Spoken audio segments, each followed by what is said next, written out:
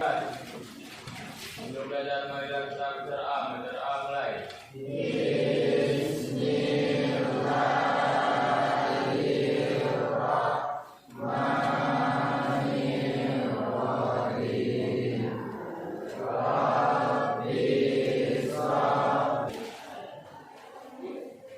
Agus Salim, Ahmad Yusuf, Pancasila. Pada pertemuan sekarang ini kita melanjutkan itu materi yang minggu lalu ya. Materi kita kan tentang apa? Kalian masih ingat tak? Nah, silakan bilang.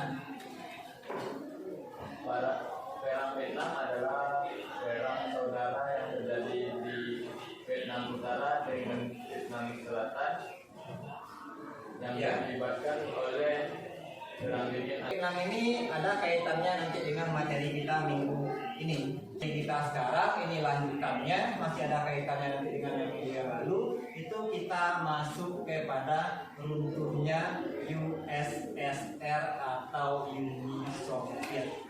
Nah, sebelum kita masuk ke materi tentang Uni Soviet atau USSR ini, yang ingin Bapak tanyakan ke kalian ini pertanyaan umum saja ya. Boleh siapa saja yang menjawab. Kira letak negara Uni Soviet itu di mana?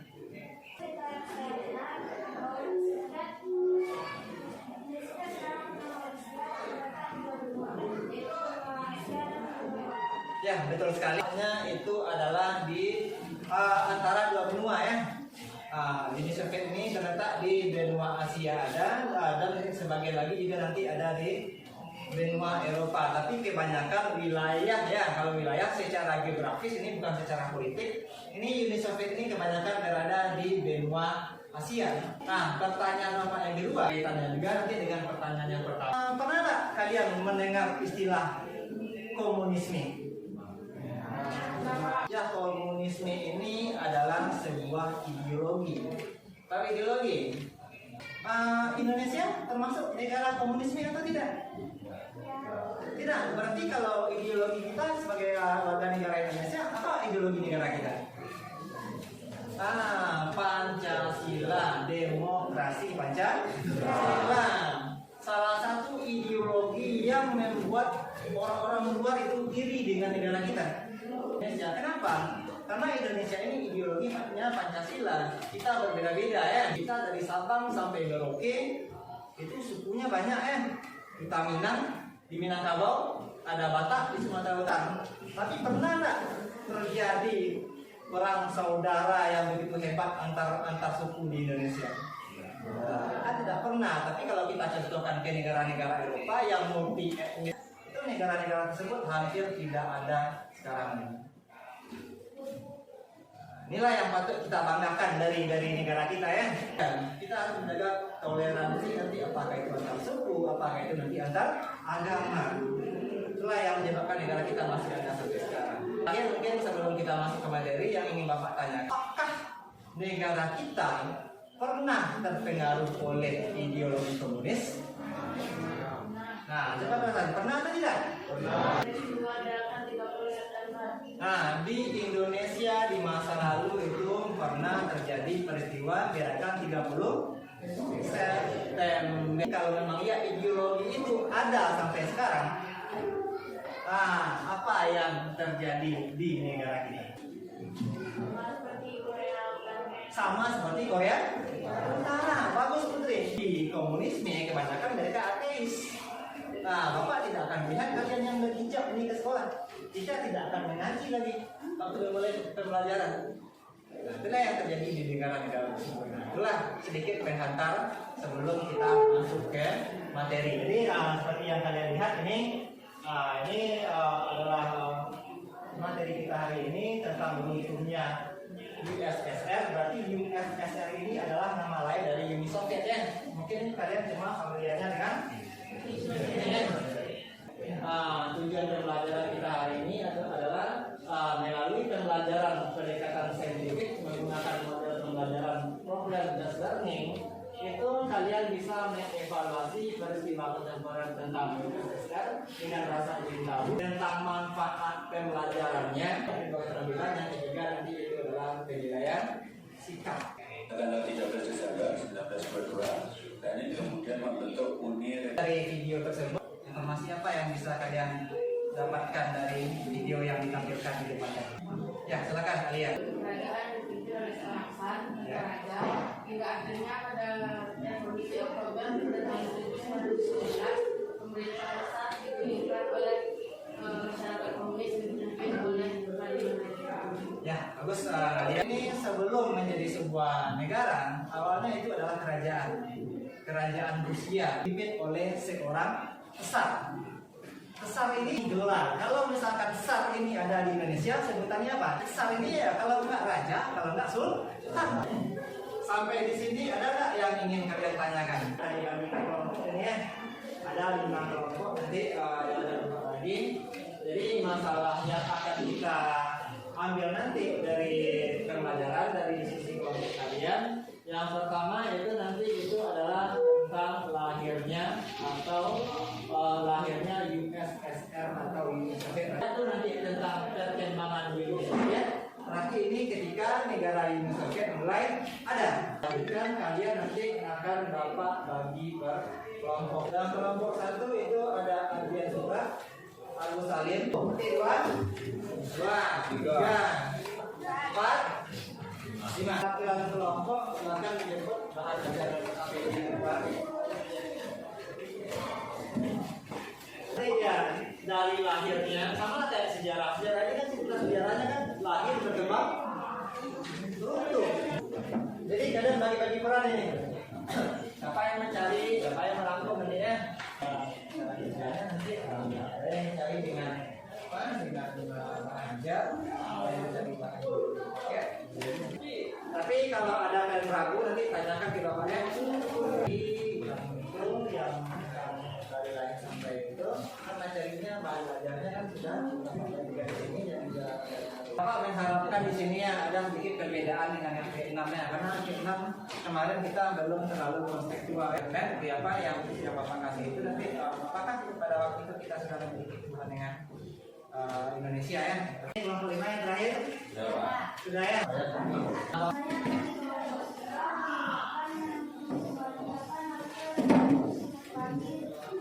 Kala itu Uni Soviet di bawah pemimpin Vladimir Lenin mengaku diri sebagai ingin bertanya sekarang.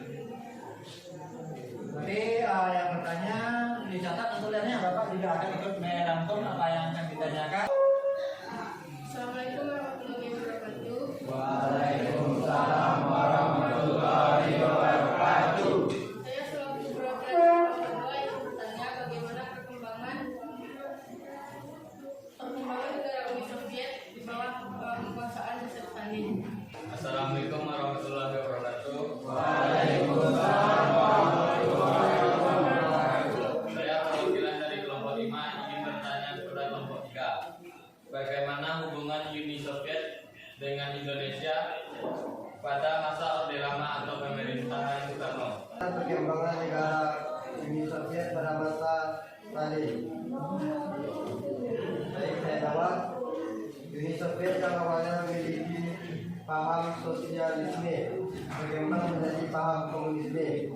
Baik, sekian jawaban dari saya. Bagaimana hubungan Uni Soviet dengan Indonesia pada masa Orde Lama atau pemerintahan? Ya. Hubungannya itu terjadi kerenggangan Uni Soviet terjadi setelah Indonesia menghadapi gejolak sosial dan politik akibat penyerangan 3000 SPKI pada tahun 1955. Orde Lama ini gimana negerinya? Indonesia ini pandangan politiknya bebas dan aktif. Dia bebas dan tidak memihak kepada negara manapun. Nah, di Indonesia pada awalnya hubungan antara kita Indonesia dengan Uni Soviet ini sangat harmonis. Harmonis. Ya, samalah kayak kalian dengan pasangan di luar gitu. Samalah kayak ayah dan ibu kita. Hubungannya bagus.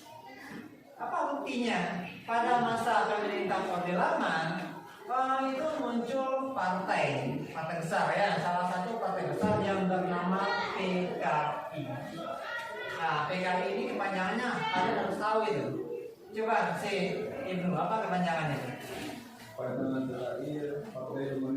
Partai Komunis Indonesia adalah kelompok 5. Silakan kelompok ini. Terus Assalamualaikum warahmatullahi wabarakatuh. Waalaikumsalam warahmatullahi wabarakatuh. Baiklah, kami dari kelompok 5 akan membacakan hasil diskusi kami yang akan dibacakan oleh Ilham. Silakan ya.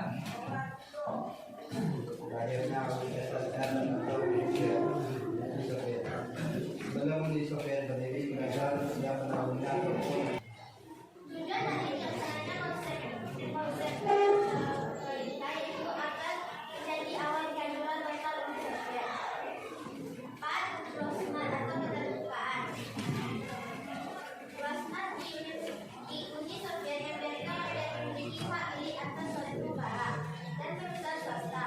Menjaga rakyat mengarahkan pendapat di media massa, membiarkan media yang memberikan berita beragam yang ditulis rakyat, dan membiarkan bentuk kebebasan agama dalam Indonesia.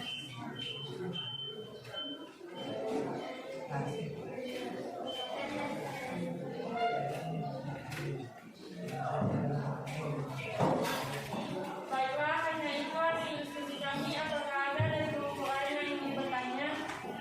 Nah, ini sudah kelompok terakhir ya. Sudah presentasi. Bapak harapkan ini masih ada pertanyaan-pertanyaan dari kelompok lain ya. Assalamualaikum warahmatullahi wabarakatuh. Waalaikumsalam warahmatullahi wabarakatuh. Saya dari kelompok 3 akan bertanya kenapa dengan kondisi yang berulang tahun ini? Nah, silakan Putri.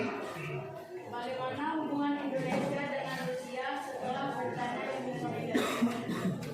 Nah, silakan Rizky. Terima kasih atas pertanyaan dari Malaysia. Kedua, Soviet menjadi perang ini. Karena keputusan itu menerapkan kekuasaan komunis internasional hasilnya adalah kemenangan Republik Amerika Serikat. Negara-negara Uni Soviet yang ingin melepaskan diri dan menjadi negara merdeka. Baiklah, saya akan menjawab pertanyaan dari Putri. Bagaimana hubungan Indonesia dengan Rusia setelah pecahnya Uni Soviet? Hubungan Indonesia dengan Rusia setelah pecahnya Uni Soviet adalah sempat merenggang sejak runtuhnya Orde Lama di bawah pimpinan Presiden Soekarno. Kerenggangan hubungan dengan Uni Soviet. Nah, jadi itu mungkin diskusi kita hari ini ya. Kalian kembali ke tempat duduk semula sebelum Bapak simpulkan dan memberikan proses tentang pembelajaran hari ini.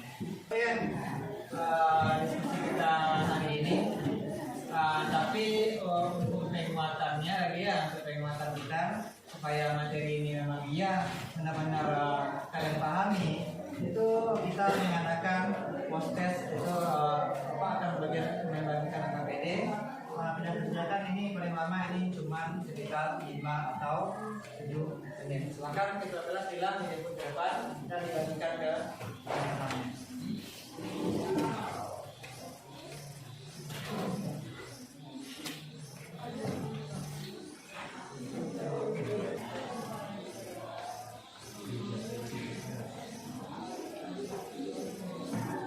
Nah, silakan dikumpulkan. Kita sudah mulai memasuki akhir pembelajaran ini ya. Sedikit refleksi mungkin untuk hari ini. Itu kan kita mulai dengan menyanyikan lagu Indonesia Raya dan juga ada juga mengucapkan. Dan juga itu sudah mulai juga kita Bapak menerangkan bagaimana langkah-langkah dari diskusi yang akan kita laksanakan, dan diskusi pun sudah dilaksanakan dari Bapak Agar, itu sudah sangat bagus ya. Jadi tadi itu pemahaman kalian tentang Uni Soviet ini lebih bagus daripada pada waktu kita menampilkan tentang Vietnam ya. Semoga saja Bapak berharapnya seperti itu. Jadi sedikit Bapak ingin menyimpulkan pembelajaran hari ini. Materi sebenarnya kalau tentang sejarah kontemporer dunia itu berkaitan antara satu negara dengan negara lain. Awalnya kita kan tentang Vietnam. Setelah itu kita sekarang masuk ke Uni Soviet atau USSR. Jadi sedikit tentang USSR ini, sebelum menjadi negara Rusia sekarang, dulu namanya Kerajaan Rusia yang dipimpin oleh seorang Tsar. Dan yang terakhir yang memerintah di Uni Soviet itu namanya Tsar Nicholas II. Apa yang terjadi pada masa Tsar Nicholas II? Yang anti komunisme yang menggunakan dengan pelatihan keempat banyak kalau zaman dulu ya. Pokoknya anak-anak BKX PKI itu ya nasibnya ya mereka tidak terima, mau jadi pekerja nggak bisa, mau jadi pekerja nggak bisa, mereka dikucilkan. Itu yang terjadi. Nah, tapi setelah beralihnya ke demokrasi, setelah negara Rusia ada ya, bagaimana hubungan kita nanti dengan negara Rusia itu sudah mulai normal kembali. Nah, hubungan kita dengan Amerika juga dekat, kita dengan Rusia kan juga dekat. Nah, ini yang terjadi. Nah, jadi ya apa contohnya kalau memang iya hubungan kita dekat, kita kan tergabung dengan banyak dengan organisasi yang sama. Di PBB kita ikut, Rusia kan juga ikut. Nah, di organisasi ini kita ikut, kan Rusia nanti juga ikut. Apakah ada diplomat kita di Rusia? Nah, ada. Apakah ada diplomat Rusia di kita? Ada. Itu yang menandakan kalau sebuah negara itu mengalami hubungan baik dengan negara lain. Nah, tentang konflik yang terjadi ya Indonesia ya tidak memihak ya, tapi hanya menyerukan perdamaian. Mungkin itu saja pembelajaran kita hari ini yang bisa dibuka. Mudah-mudahan kalian paham nanti di semuanya ya. Mungkin itu saja. Sebentar lagi kalian pengalaman yang kedua ya. Ya mungkin itu saja. Terima kasih untuk hari ini. Assalamualaikum warahmatullahi wabarakatuh.